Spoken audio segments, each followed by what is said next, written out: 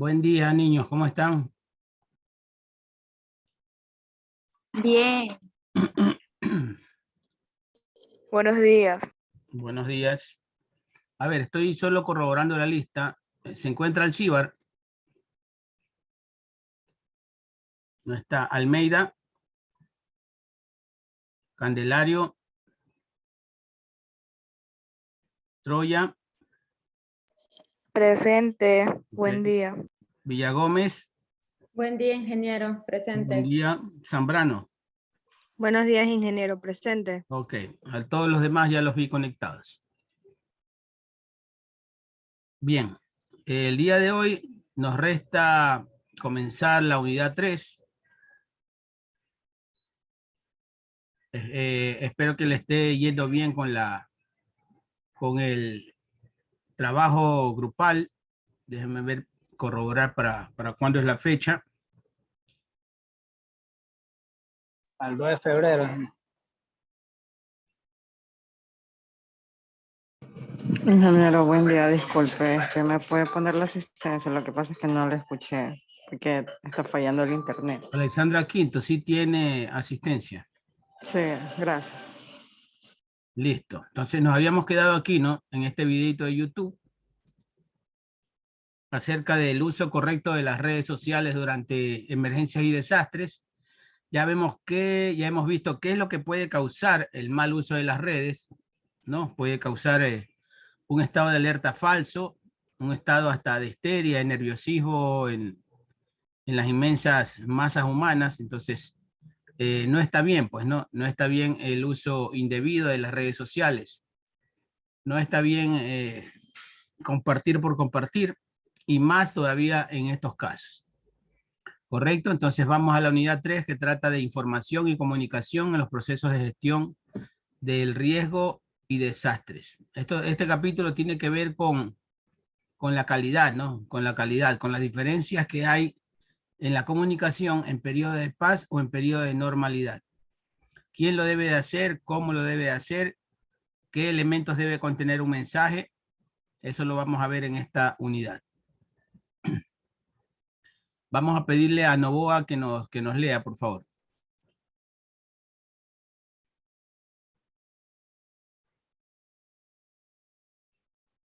Novoa, ¿se encuentra?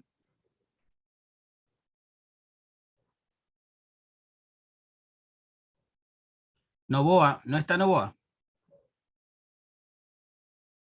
Sí estaba conectado con Darwin.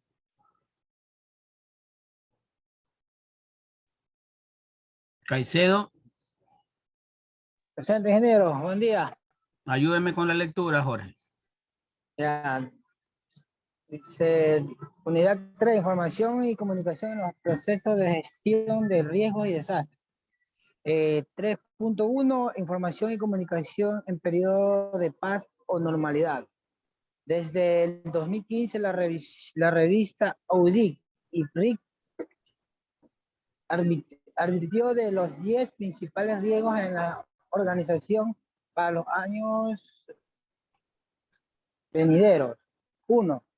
Seguridad de la información a nivel internacional. El 93% de los empleados admiten violencias, admiten violar las políticas de seguridad de su empresa. 2. Gestión de cambio estratégico. Los procesos de cambio mal planificados, las funciones, acciones o escasez de recursos puede reducir la probabilidad de que estos planes ahí sí va bien. Proceso de cambio, a ver, ¿dónde era que estaba? Empleados admiten violar política de seguridad y su empresa. Gestión 2, cambio estratégico. Los procesos de cambio mal planificados, las funciones y adquisiciones o la escasez de recursos pueden reducir la probabilidad de que estos planes tengan éxito. Súbale un poquito. Punto 3. El cambio climático. En el 2013, los principales fenómenos meteorológicos ocasionaron pérdidas por más de 120 mil millones de dólares a nivel mundial, los cuales afectaron los costos de operación de las empresas, el rendimiento y capacidad de hacer negocio. Es probable que los fenómenos meteorológicos continúen siendo una causa importante de pérdidas en el futuro. Además, los clientes y los reguladores se están volviendo cada vez más conscientes de que cómo se comportan las empresas en relación con la sostenibilidad. El costo de adaptación al cambio climático en los países en desarrollo podría acceder a entre 280 y 500 mil millones de dólares por año. En 2050, una cifra que en 4 o 5 veces mayor que las estimaciones previas. Boletín 2016. 1.4. La inestabilidad geopolítica afecta a la confianza empresarial y al acceso a las materias primas y a los mercados e interrumpen los suministros. Punto 5. Protección de datos. Más y más compañías están captando datos e información personales de sus clientes y empleados, por lo que cada vez es más difícil garantizar el cumplimiento de las regulaciones al respecto. Punto 6. Uso de terceros. Aunque son fundamentales para casi todas las organizaciones, los terceros exponen las empresas a una amplia gama de riesgos.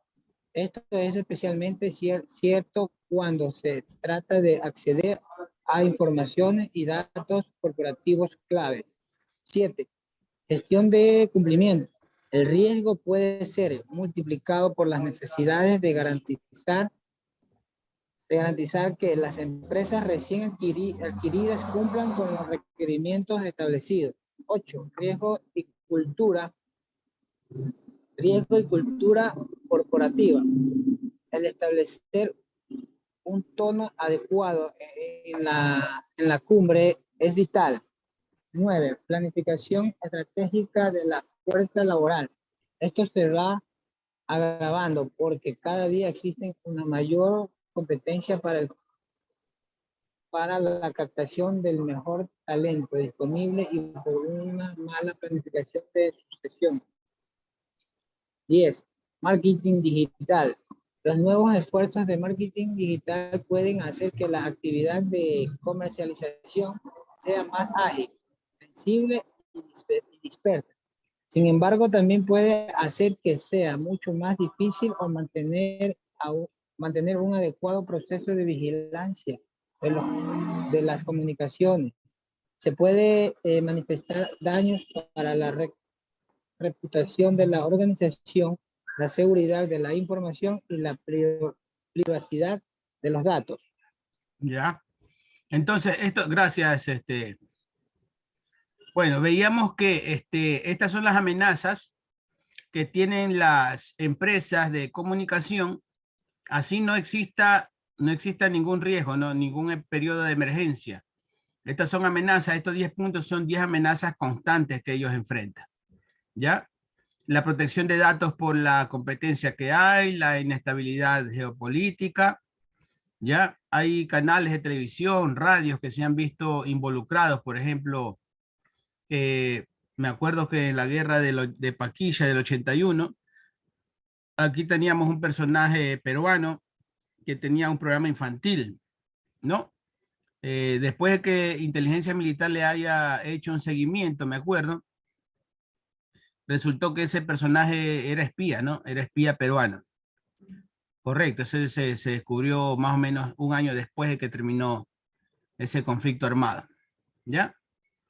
El cambio climático nos afecta a todos. Entonces, estas son 10 amenazas básicas, ¿no? Que están siempre presentes en periodos de paz o normalidad. ¿Listo? Vamos con el 3.2. Le vamos a pedir a León que nos ayude. Ingeniero, disculpe, el compañero Jordan Plúa, si le puede dar acceso, dice.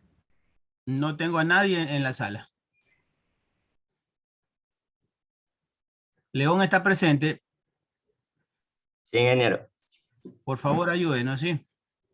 Ya listo. Información y comunicación en periodos de emergencia y desastre.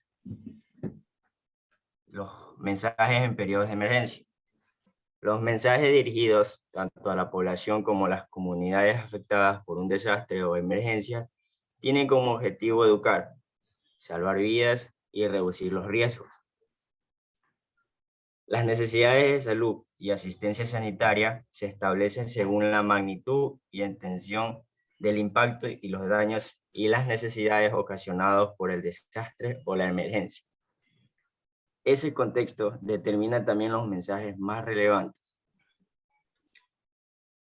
Los mensajes dirigidos a la población afectada por un desastre o emergencia tienen como objetivo educar, salvar vidas y reducir los riesgos, ya que la mayoría de los problemas de salud presentes en desastres originados por amenazas naturales, terremotos, huracanes, inundaciones, emergencias volcánicas, etc., son predecibles y se repiten en cada evento, de tal forma que muchos mensajes y materiales de difusión pueden y deben prepararse por anticipado. Vaya un poquito, ingeniero. Ya. Sí.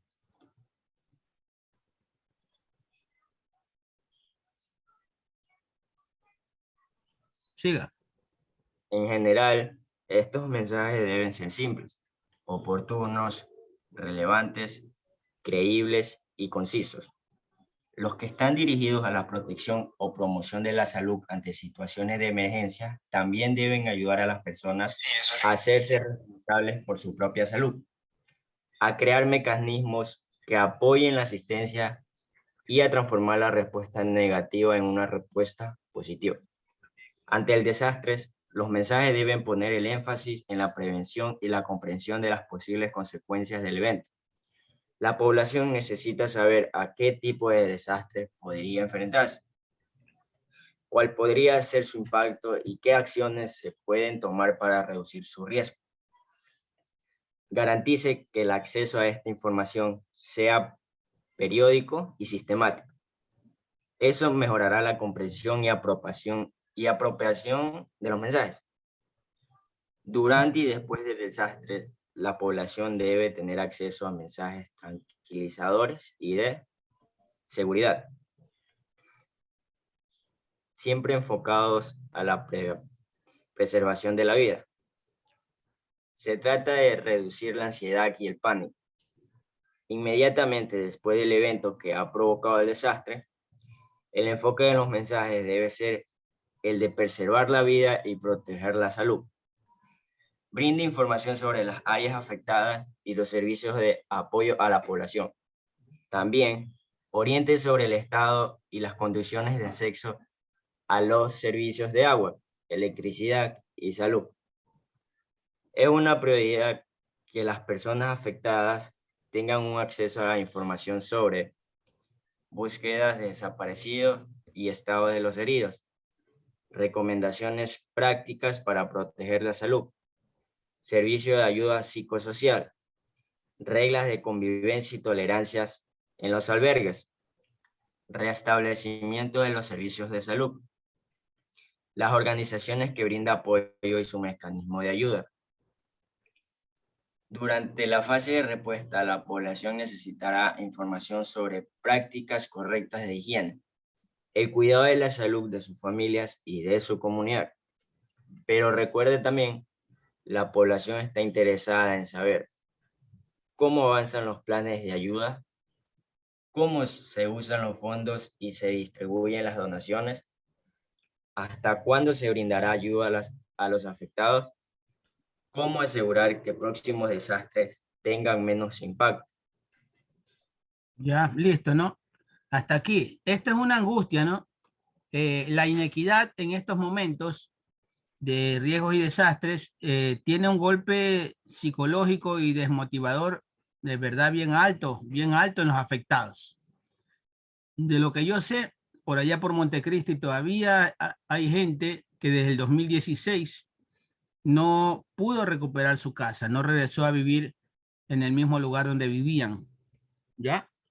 No hubo manos generosas que se tiendan hacia ellos, no hubo préstamos bancarios, creo que siguen viviendo en carpas, eso es lo que me han dicho familiares que viven por allá. Entonces, acerca de esto, aquí cabe esta pregunta, pues, ¿no? ¿Cómo se usan los fondos y se distribuyen las donaciones? ¿Correcto? Entonces, este punto de la injusticia y la inequidad como que te desmotiva, ¿no? Como que te desmotiva en esos casos y no es lo correcto. Sigamos, terminemos con esto, León. Ya listo. De ser posible, anticipe las demandas y necesidades de información y siempre que esté en sus manos. Lleve a un registro de cómo evolucionan y cómo pueden atenderse de manera innovadora y responsable. Ok. Vamos a ver el rol de la comunicación durante desastres. La importancia que tiene la comunicación, porque después de todo es lo que nos queda, pues, ¿no? Al primer medio al que podemos acudir para ver qué hacer, para ver cómo responder, para ver cómo reaccionar. Si es que no hemos tenido, lógicamente, hemos tenido una capacitación previa, ¿no? Acerca de cómo enfrentar pequeños desastres, diferentes tipos de desastres. Bueno, en un terremoto muy poco se puede hacer, ¿no? Además de protegerse de la caída de cualquier cosa. Pero, por ejemplo, en una inundación, sí podemos saber a qué sectores altos podemos acudir, ¿ya? En un deslave, tiene que haber buena señalización para no pasar en épocas de lluvia por ahí, ¿ya? Entonces sí se puede prevenir algo, ¿no? Siempre que haya la información y la capacitación adecuada.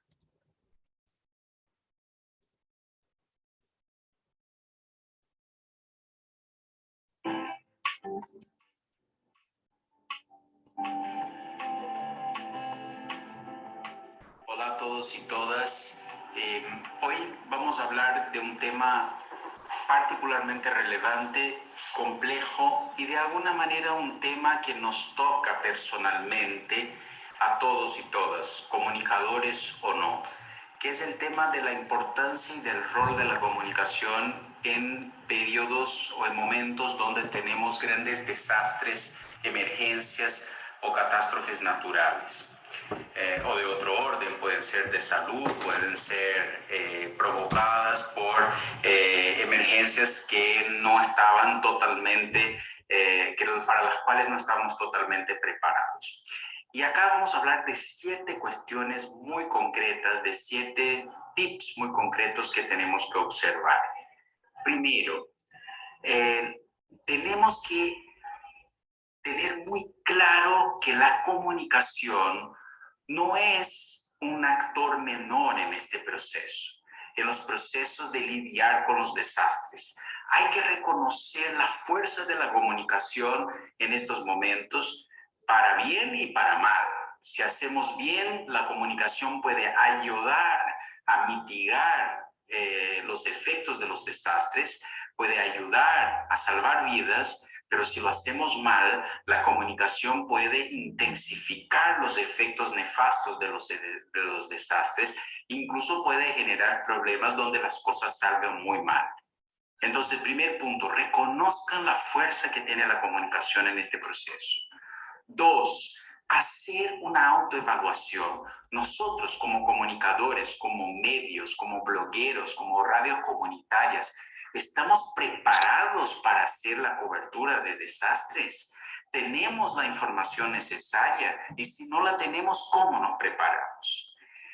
3, gestión de desastres no es algo sencillo, es algo complejo, no es algo de sentido común, involucra una ciencia. Y entonces, ¿quién son los actores? ¿Quién son los especialistas? ¿Cuál es la información relevante en este proceso? ¿Cómo comunicamos eso de una manera correcta? 4, ¿cómo lidiar con algo que es muy común en los desastres, no solo ahora en la época de la Internet, siempre lo fue. Los rumores, las informaciones falsas, la gente que quiere sacar provecho de una situación de dolor de los demás, pero que se pone en escalas antes no presentes con la época de las redes sociales de la Internet. Entonces, fundamental chequear la información, fundamental saber, eso es correcto, hacer esta pregunta, esta información es correcta, ¿cuál es la fuente? ¿De dónde vino eso? Esa es la información que está pasando los voceros involucrados en el proceso de gestión de la crisis.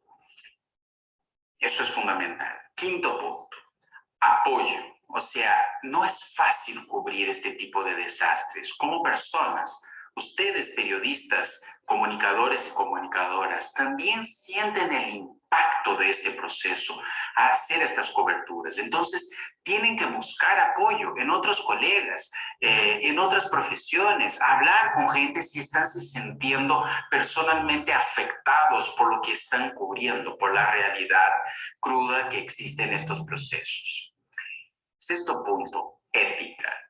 Es muy fácil irse por las ramas y cruzar líneas rojas del comportamiento ético a hacer coberturas sobre desastres, sobre el sufrimiento de la gente. Hay que tener mucho cuidado con eso. O sea, hay que, en estos momentos hay que amplificar y ampliar la atención con las cuestiones éticas.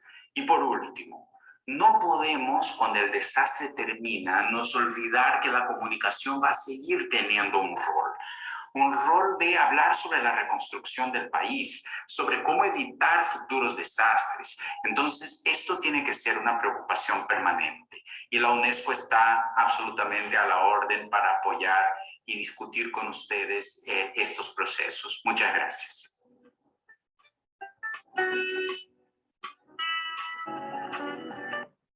Listo. Aquí tenemos una alerta acerca de importante, ¿no? Dice, para divulgar los mensajes no debe depender solo de los medios tradicionales de comunicación. Este trabajo debe complementarse con otros canales, como la comunicación interpersonal. La directa, ¿no? La que es de boca a boca. Vamos a seguir con Troya. Buenos días. Buenos días. ¿Cómo percibe el público los mensajes sobre los riesgos? Las situaciones de riesgo son conceptos intangibles y abstractos. Muchas personas no reconocen el concepto de riesgo relativo, así que sus decisiones pueden estar basadas en razonamientos erróneos. El público responde mejor a las soluciones sencillas. La comunicación responderá mejor a mensajes claros que le señalen acciones simples y de fácil realización. La comunidad espera información. Los vacíos de información pueden llevar a conclusiones y toma de decisiones inapropiadas o fuera de tiempo. Los mensajes amenazantes pueden generar reacciones desfavorables. Las comunidades que viven en situaciones de riesgo pueden experimentar negación, impotencia y temor.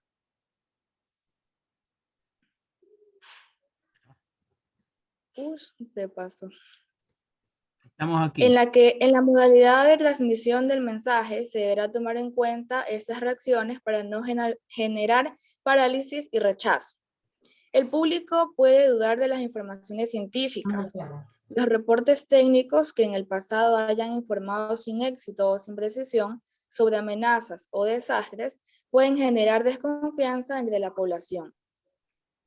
Las comunidades tienen otras prioridades. En muchas ocasiones, la población siente que los temas de la vida cotidiana, como por ejemplo situación económica, social, seguridad, etc., son más importantes que las situaciones de riesgo.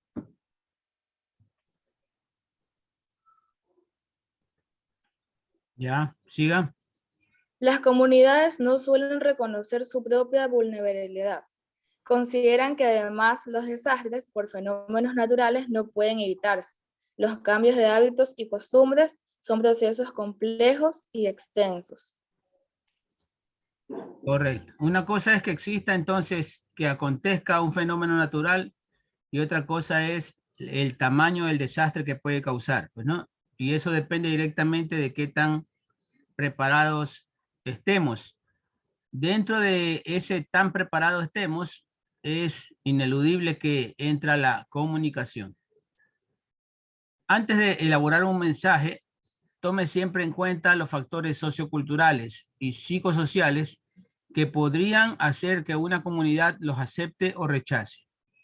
Las percepciones sobre el riesgo y el impacto de los desastres no son homogéneas. Además, tenga en cuenta que un informe técnico o científico no puede ser fácilmente asimilado por la población. Así que, con ayuda de un experto, reescríbalo en un lenguaje sencillo y fácil de comprender. ¿Correcto? Esto apela a nivel de preparación, ¿no? A nivel de cultura. ¿Ya? El no comunicarse con el populacho, como quien dice, en lenguaje científico y complicado, pues no. Hacerle entender mediante palabras comunes, palabras de fácil asimilación. Gracias, Carmen. Vámonos con Reyes.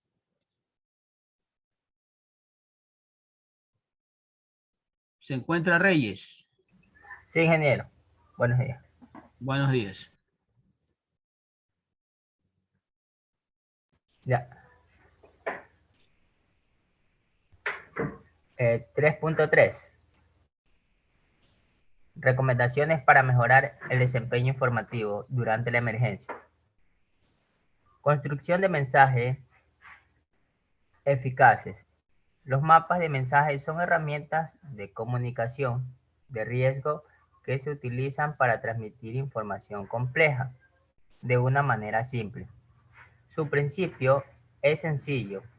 Cada mensaje principal tiene a su vez mensajes secundarios que lo refuerzan, lo completan y lo contextualizan el mensaje principal.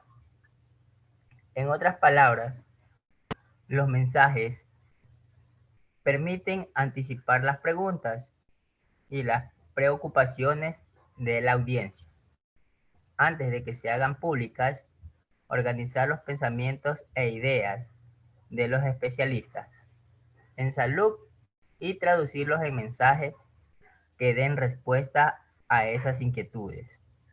Así, los contenidos se desarrollarán dentro de un marco de trabajo claro, conciso, transparente y accesible, tanto para el público externo como para las personas que trabajan en el sector salud. El proceso de elaboración del mapa de mensaje es tan importante como el mensaje mismo. Es una metodología que estimula la participación de científicos, especialistas del sector salud y de la comunicación, individuos con experiencia en manejos de política y leyes, y otros expertos que enriquecerán el manejo de los contenidos de la organización. Sigamos. Ya, va un poquito. Otras recomendaciones prácticas. Contenido, lenguajes, formato. Una vez definido el mensaje e identificada la audiencia, corresponde elegir el estilo de la comunicación, junto con la población, el formato y el medio en que circulará la información. Tenga en cuenta que no debe depender solo de los medios de comunicación, aunque a través de ellos puede influir una marca, las agendas. Utilice también otros canales, como la comunicación personal, que es considerada uno de los más eficientes mecanismos de información pública en emergencia. Ya, aquí una recomendación, ¿no? Para una lectura correcta. Primero leamos la palabra con la vista y después la pronunciamos, ¿sí? ¿Ya? Entonces, la boca no puede ir por delante de la vista. Siempre la vista por delante de la boca. ¿Correcto? Entonces, ya cuando nosotros observamos, ya sabemos qué vamos a decir. Sigamos, mapas de mensajes. Mapas de mensaje. Pasos para elaborar mapas de mensaje. Primero, determine las precauciones, por ejemplo, el mensaje de cadáveres, la caída de ceniza, la falta de agua en la comunidad, aquellos problemas que causen preocupación en la población, lo que el equipo de respuesta percibe, lo que los medios hacen visible, no importa si es general o muy específico. Priorícelas. Correcto. Priorícela sí quiere decir darle prioridad, no darle importancia. Sí. 2.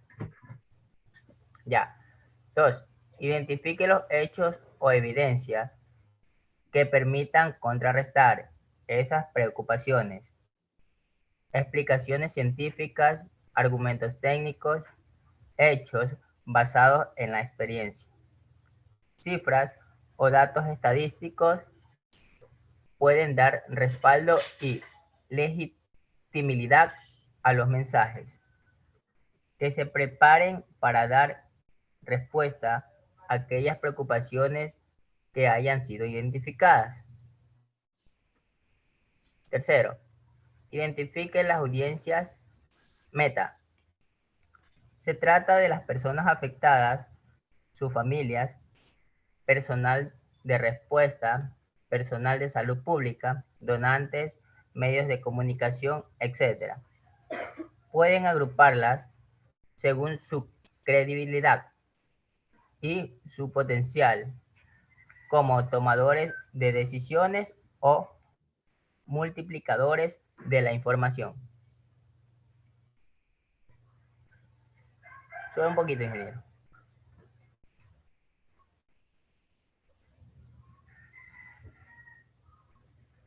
Ya. Cuarto, elabore mensajes clave que respondan a las preocupaciones.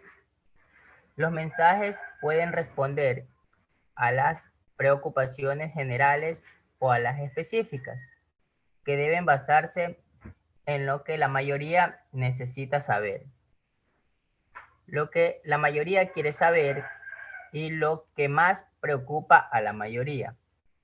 Utilice técnicas de lluvias de ideas de manera que especialistas y autoridades propongan un máximo de 3 palabras claves para cada mensaje.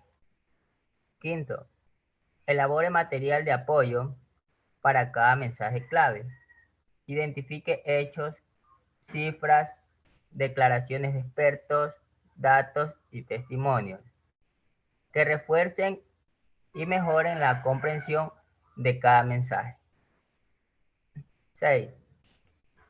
Valide los mensajes antes de publicarlos. El primer paso es asegurarse de que la información técnica sea correcta. Los mensajes deben ser revisados por especialistas que no hayan participado en su proceso de elaboración. El segundo paso es confirmar que son comprensibles.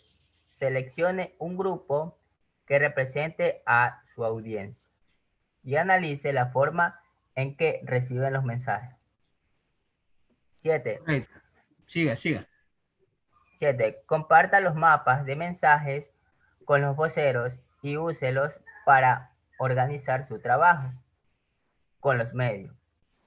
Los mapas de mensajes pueden ser usados para estructurar conferencias de prensa, entrevistas con los medios de comunicación, intercambio de información, reuniones públicas, sitios de internet, respuestas grabadas a líneas telefónicas de emergencia, etc.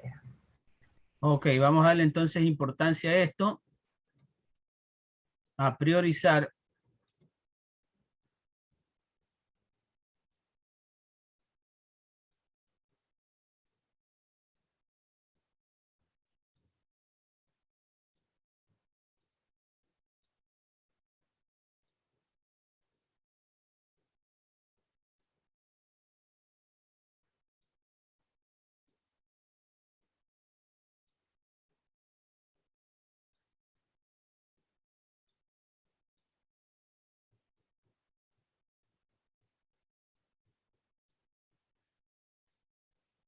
Ya nos vamos con este mensaje, este video de refuerzo para lo que son los mapas de mensajes.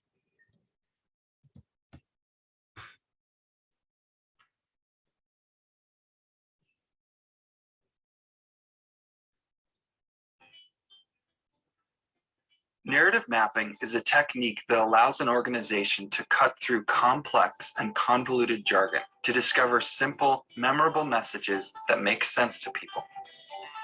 Here's how it works. Monica's a senior executive at a mid-sized company. Someone there had a bright idea that could really set the business apart. It's Monica's job to launch the new product so partners and prospects can quickly see its value. But that's a challenge. Her peers understand the product, but when they talk about it, they all explain it differently. Worse, when she gathers them together to create a unified message, they start wordsmithing, and the bright idea begins to sound like everything else.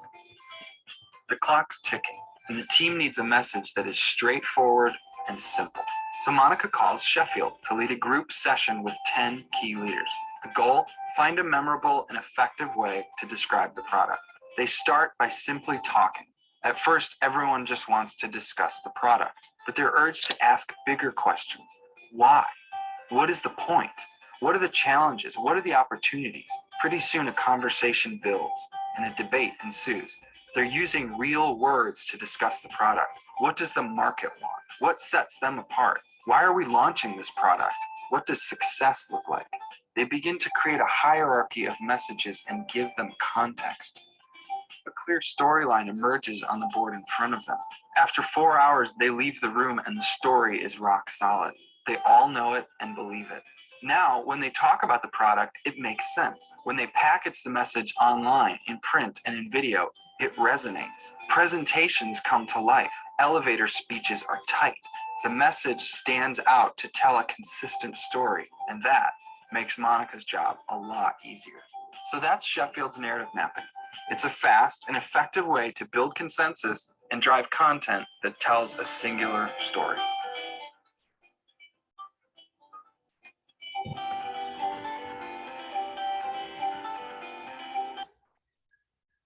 Correcto, es en inglés, pero bastante útil, bastante relacionado con el tema que estamos viendo. Aquí tenemos algunos ejemplos de mapas de mensajes, por ejemplo, en un problema, en una situación de manejo de cadáveres, se ha dado acá en nuestro país recientemente. La preocupación bajo ese tipo de problemas, ¿qué serían? Que los cadáveres generan epidemias, ¿cierto? Los cadáveres se descomponen, generan bacterias, las cuales pueden viajar ¿por qué vías? Vía aeróbica o vía anaeróbica, ¿cierto? Por contacto también. Entonces, esas bacterias tienen un alto potencial de contagio para las personas sanas, para las personas vivas. ¿Ya? Entonces se arma el mapa de mensaje bajo o con los componentes de estos parámetros. Evidencias, audiencia, el tipo de audiencia que vamos a tener, el mensaje. Mire que todos los mensajes son concisos. Utilice guantes, comienzan con verbos. ¿Ya? Utilice verbos en tercera persona. Utilice guantes, lave el riesgo de contagio, no generar, o sea, prohibiciones, advertencias y recomendaciones. Ese es en sí el mensaje. El canal, un canal directo, una reunión. ¿Ya? Porque el mensaje se puede hasta distorsionar cuando uno lo lee por escrito. Depende de la manera de asimilación de quien lo lee, de eso depende el tipo de interpretación que le den. Incluso cuando nosotros estamos hablando con otra persona, podemos ser malentendidos. ¿Ya? Y los Nunca materiales. llega el mensaje como es. ¿Mande? Nunca llega el mensaje como es.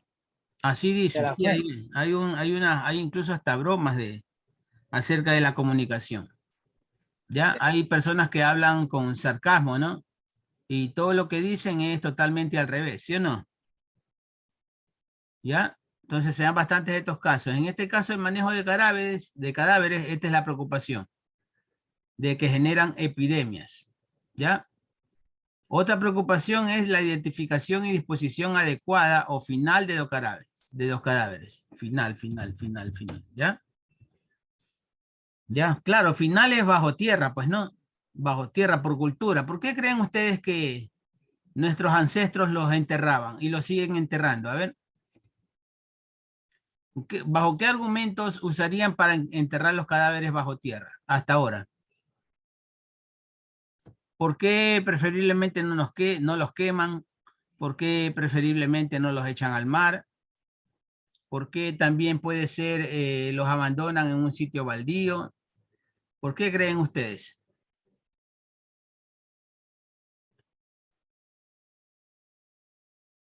Hola, se me fueron toditos a desayunar. ¿Qué sería, Porque ingeniero? después visitarlos y rezar, quizás. Bueno, esto de enterrar a nuestros muertos fue mucho antes de que exista cualquier religión, pues, ¿no? Sería Ingeniero, también la por disposición. Más bien es como una tradición, diría yo, ingeniero. Ustedes no tienen que tiene que ver con el sentido de la asepsia, del mal olor, de que se dieron cuenta de que alguna vez un cadáver se descompuso al aire libre y se volvió parte de la tierra, pues, ¿no? Se volvió parte de la tierra, del mal olor, la descomposición, las bacterias. Entonces, el hecho de ponerlo bajo tierra, no estoy hablando fuera de todo punto de vista religioso, ¿ah? Que eso vino mucho después. Ya, estamos hablando del inicio del ser humano, pues, ¿no? Seguramente al principio los primeros que se morían hace 100.000 años, ¿ya? Por si acaso, yo creo en la teoría de la evolución principalmente. Los primeros humanos, bueno, se morían y los que los dejaban descompuestos al aire libre, pues, ¿no? ¿Ya? Luego, culturalmente se fue evolucionando hasta que terminaron poniéndolos bajo tierra. ¿Qué conseguían poniéndolos bajo tierra? Que las bacterias que se generen no regresen, pues no regresen a tener contacto con los vivos, se evita el mal olor, se consigue que se mezcle con la naturaleza, con la propia tierra, aprovechar esa materia, esos minerales. No olviden que ¿el petróleo qué es? A ver. ¿De dónde se origina el petróleo o por qué se origina el petróleo? De los restos fósiles. Correcto, de los restos fósiles, vegetales, ¿ya? De que alguna vez la Tierra tuvo en sí abundante población de marismas, de pantanos, de vegetación, ¿ya? Y toda esa vegetación, todas esas selvas quedaron enterradas, ¿no? Animales y todo. Eso bajo ciertas condiciones de alta presión y temperatura, bueno, se creó ese hidrocarburo, ¿cierto? ¿Ya? Entonces, eso principalmente, ¿no?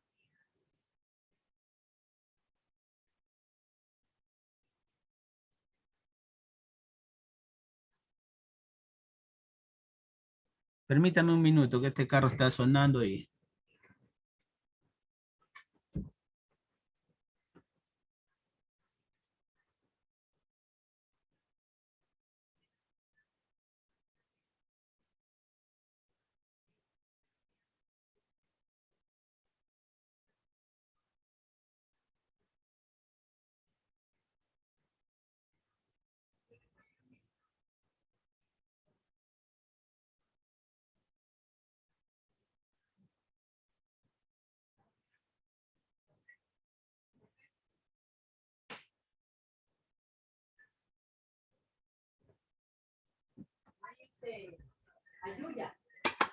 Ya.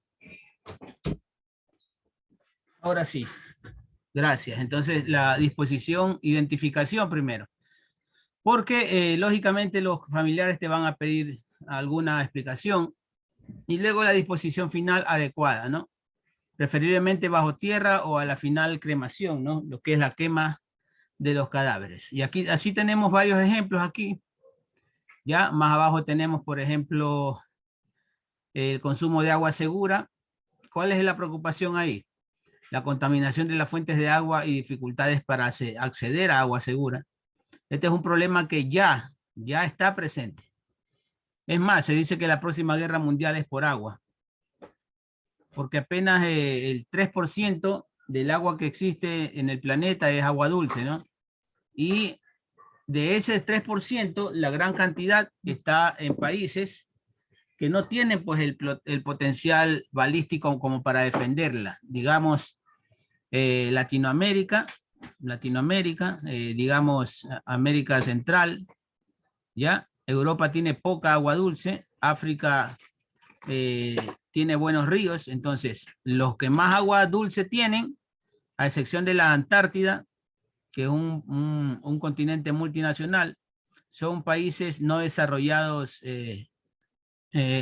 armamentísticamente.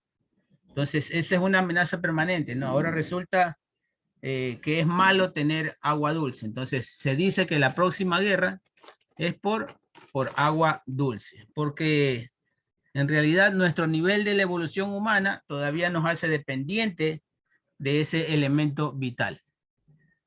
¿Ya? Entonces aquí estamos las evidencias, la audiencia a la que nos debemos dirigir, los mensajes: desinfecte el agua, deje reposar para que se asienten los sólidos y todo, deje de estar turbio.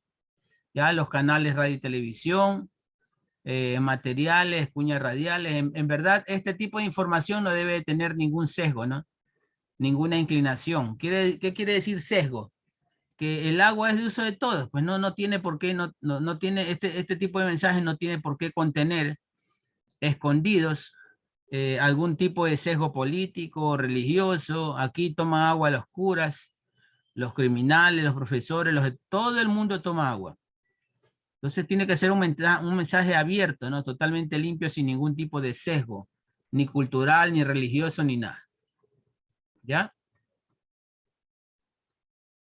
¿Qué más tenemos por acá? Otro problema sería el control sanitario de albergues en el caso de desastres. ¿Cuáles son los tres problemas más grandes en caso de desastres? Son el agua, primero, para sobrevivencia y limpieza, para evitar proliferación de bacterias. Son también el control de cadáveres que ya vimos y también el control sanitario de albergues. Albergues no solo para niños, ¿no? Sino también para familias enteras. Entonces la preocupación sería el hacinamiento, o que vivan muy apretados, muy encima uno de otro. Eso es hacinamiento. Hacinamiento en albergues es un riesgo potencial de enfermedades si no se siguen estrictas recomendaciones de saneamiento y agua segura. ¿Qué serían 100 personas viviendo apretadas en un espacio, digamos, de 40 metros cuadrados o 50 metros cuadrados, ¿no? Y que no tengan agua, por ejemplo, para limpiarse? ¿Ya? Cualquier cosa se puede pasar, cualquier cosa se puede contagiar ahí. ¿Ya? Tenemos entonces las evidencias, los tipos de mensajes, los canales correctos. Estos se llaman mapas de mensajes. Con esto nos ayudamos nosotros a una mejor eficiencia, una mejor eficacia en los resultados del mensaje que estamos transmitiendo. Vamos con el rol del personal en la estrategia de comunicación. ¿Qué personas preferiblemente deben estar involucradas en este accionar del traspaso de información?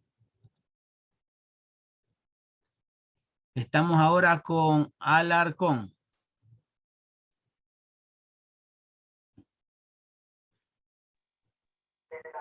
Buenos días. El rol del personal en la estrategia de comunicación. El diseño de la estrategia de comunicación de riesgo. Una estrategia puede incluir plan y planes de acción, campañas preventivas, organización comunitaria y organizacional, equipo profesional a cargo nombrado, coordinación entre instituciones, capacitación de personal, capacitación de voceros, periodistas y comunicadores. Debe tener en cuenta el enfoque. ¿Cómo se abordará el tema? El marco conceptual, los grupos sociales que se involucrarán y las acciones de incidencia, entre otros elementos. O el propósito y los objetivos. Es la esencia de la campaña que se quiere lograr a través de objetivos medibles, alcanzables, dirigidos, razonables y específicos. El público o población meta posibilita delimitar el contenido y seleccionar los canales y medios a utilizar.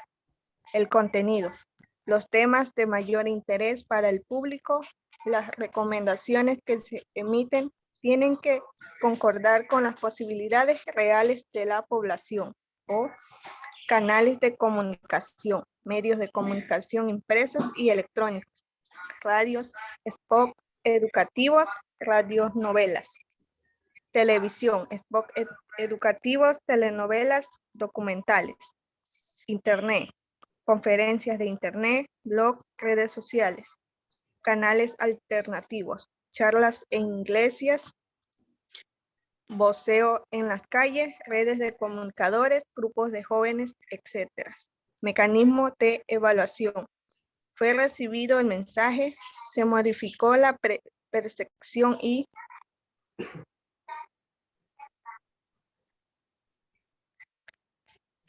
comportamiento del grupo meta. Metodología, encuestas, sondeos, talleres de evaluación participativos, etc.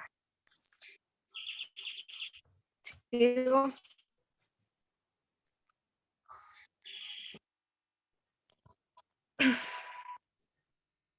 Sigamos. 3.5. Información y comunicación al concluir la emergencia. El trabajo con los medios debe ir más allá del momento álgido de la emergencia. El reto es lograr que su atención no decrezca con el paso del tiempo.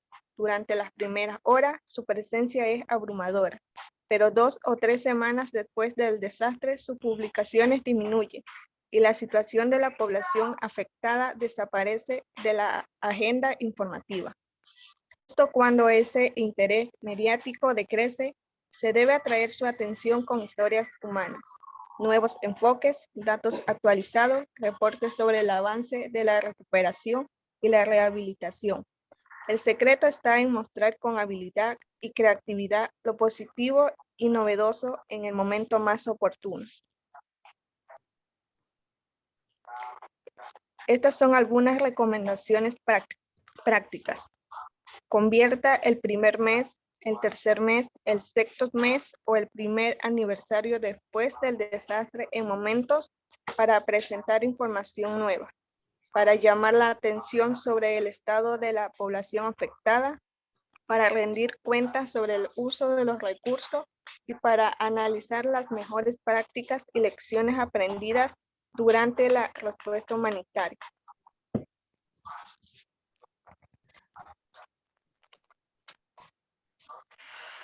Identifique fechas claves, nacionales o internacionales que le faciliten colocar en la agencia pública temas claves del sector salud.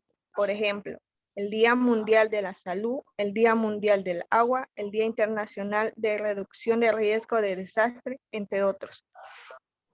Organice exposiciones itinerantes, conciertos o concursos de pintura, ensayos o fotografía que llamen la atención de la población y de los medios y mantengan vivo su interés en las necesidades de la población. Convoque concursos de periodismo sobre el desastre donde premie los mejores artículos sobre temas de salud publicados en prensa, radio y televisión a nivel nacional y local. Identifique los periodistas o medios que dieron mayor atención a la emergencia y hágales propuestas novedosas como seguir la evolución de una comunidad o familia afectada durante toda la respuesta. Crea una sección permanente sobre la emergencia, etc. En esos casos, consulte primero a la población involucrada y asegúrese de tener la capacidad instalada para responder a la demanda de información del medio, en caso de que acepte su propuesta. Reúnase con periodistas, jefe de información y personal representativo de los medios para conocer su opinión sobre el acceso de la información que tuvo durante la emergencia, sus dificultades, necesidades y otros temas que le permitan a las autoridades nacionales de salud y a la OPS, OMS, mejorar la gestión de información en el futuro. Negocie con los medios. A ver, un momento. Ahí. Negocie con los medios la creación de un blog sobre la emergencia. Podría ser una buena oportunidad para que personal del sector salud cuente en primera persona cómo se siente y cómo avanza su trabajo. Esto, siga. Déjeme ver si subo esto, que sí hay espacio, ¿sí?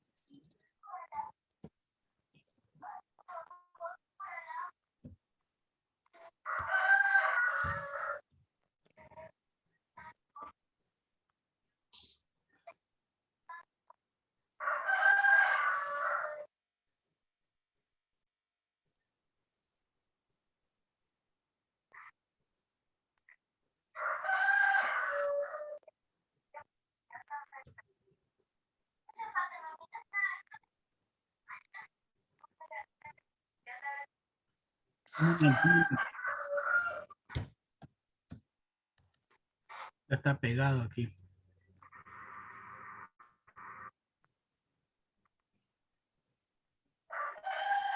Bueno, siga. No descarte comprar espacio en los medios, aunque es una opción poco frecuente por su alto costo. En ocasiones es la única oportunidad para transferir mensajes de interés en los momentos que se necesiten. Recuerde, los medios son un instrumento de apoyo para lograr modificar actitudes o comportamientos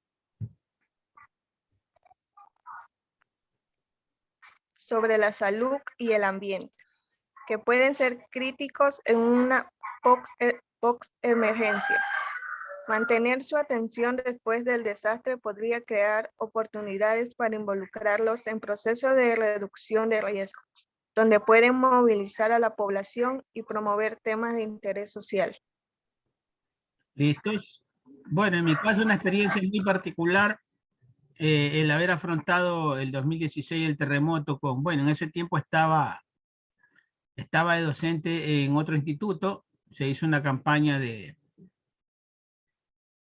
donación y me tocó, pues, ¿no? Me tocó viajar, asistir, en ese tiempo tenía un camioncito, plataforma, una experiencia muy placentera. En mí personalmente trajo consecuencias muy positivas, saber el nivel de solidaridad de nuestra gente, de nuestro país, que podemos apreciar a diario, ¿no? Resulta que la realidad es que las personas más humildes son las más solidarias, las que apenas tú vas llegando a la casa de ellos y te preguntan si ya comiste. Y ese tipo de comportamiento no lo vemos en todas las personas, ¿ya? Una muy buena experiencia. 4 veces tuve que viajar a Puerto Viejo, Calceta, Montecristi y un cantón que se llama Pichincha dentro de Manabí. ¿Ya? Lastimosamente, en un viaje de aquellos, antes de salir de la provincia del Guayas y entrar a Manabí, casi que fuimos asaltados, ¿no? Por ciertas personas, pero ahí tuvimos que defender la carga. Ya, mucha agua, mucha ropa, muchos enlatados, mucha comida no perecible, carpas más que todo, pero lamentablemente a largo plazo, bueno, el balance hay que ver si fue positivo o negativo, ¿no? Porque hicieron todo lo contrario, no utilizaron, como dice la teoría, nos dice aquí, por ejemplo, utilizar las fechas para aquí, el primer mes, tercer mes, sexto mes, para brindar un balance, una información nueva. Más vale escondieron la información, ya que era mala, la escondieron para no perder, qué sé yo, perder popularidad o perder votos, ¿no? En todo caso. Nunca sacaron a la luz pública lo malo que estaba pasando, los recursos más manejados y eso. Por eso ahora las consecuencias, ahora nos estamos enterando de cómo en realidad fueron las cosas, ¿no? Vamos a la unidad 4, después de haber terminado la unidad 3. le vamos a pedir a Pluas que nos ayude con la lectura.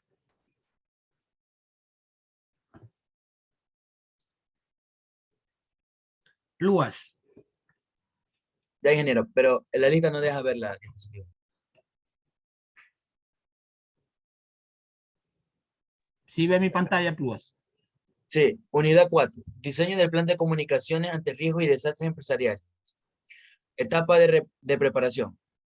Una estrategia de riesgo supone etapas de implementación.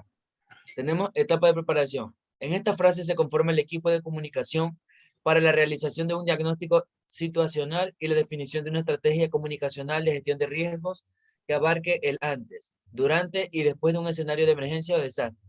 Para ese fin, se debe primero identificar el fenómeno que presenta como amenaza, sus características en la realidad local, así como sus repercusiones en la salud pública y otras áreas. Determinar los actores y organizaciones clave para la coordinación de acciones frente a la declaración de una emergencia por dicho fenómeno. Determinar los recursos humanos y técnicos disponibles en el equipo de respuesta del propio organismo. Identificar las percepciones frente al riesgo que circula, los sitios de encuentro comunitario, los espacios públicos y las actividades locales, así como los medios de comunicación más utilizados por la población. Identificar a los periodistas y líderes de opinión de relevancia que tengan reconocimiento por parte de la población. Continúo. Sí. Etapa de inicio de la emergencia o desastre. Se activa la parte de la estrategia destinada a responder a la emergencia. La principal meta es lograr una comunicación que cree, mantenga o restablezca la confianza de los públicos. Se coordinan las acciones, se recopila y sistematizan y circulan las informaciones con los diferentes actores.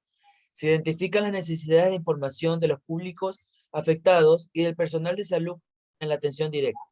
Se adecúan los mensajes clave para la población. Se prepara al vocero. Baja, ingeniero. ¿Al vocero o la vocera? El vocero o la vocera con información clara y precisa. Y se activa el plan de medios, acciones de prensa y atención a los medios masivos. Etapa de control de la emergencia o desastre. En esta fase es importante actualizar y ampliar la información en los medios de forma constante. Asimismo, es imprescindible ofrecer soporte comunicacional al equipo de salud en el territorio con el objetivo de mejorar la atención de los más perjudicados. Etapa de recuperación. Los mensajes y acciones en esta etapa se deben focalizar en la adopción de medidas de higiene y limpieza. Además, se deben reforzar los mensajes en torno a los riesgos sanitarios asociados a la situación de emergencia, y así también fortalecer los lazos comunitarios para el apoyo de las personas afectadas. Posteriormente, se deben continuar las acciones de sensibilización y educación. Etapa de evaluación. Continúo. Sí. Etapa de evaluación. Es importante valorar la eficacia del plan ejecutado, auditar el tipo de vínculo que se logró con la población, analizar el desempeño del equipo de comunicación, medir la eficacia en la coordinación de acciones, documentar y sistematizar las lecciones aprendidas para determinar aquello que debe mejorarse en el futuro. Correcto. Entonces lo único que nos faltaría es la unidad 5. Es la unidad 5.